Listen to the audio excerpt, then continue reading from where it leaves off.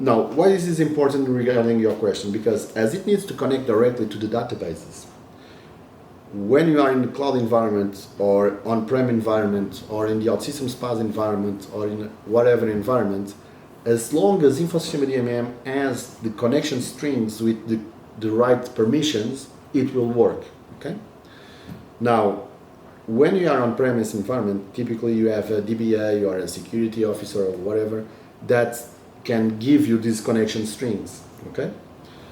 But when you are on the cloud environment, specifically in the OutSystems cloud environment, you don't have these connection strings.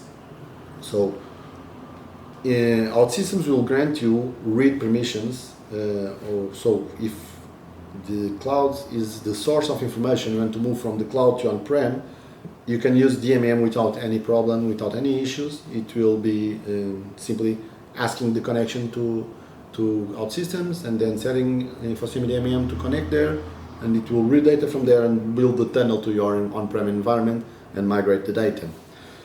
Now, on the other way around, it's a little more trickier. We are currently working with OutSystems in some proof of concepts and some side projects. We already have made this work in a couple of customers, so we already proven the tool, and we are currently working with them to be ISVs and to have a support way to make sure that it won't break anything in the OutSystems cloud, and that OutSystems will be able to support these kind of interactions, meaning having destination as the OutSystems cloud.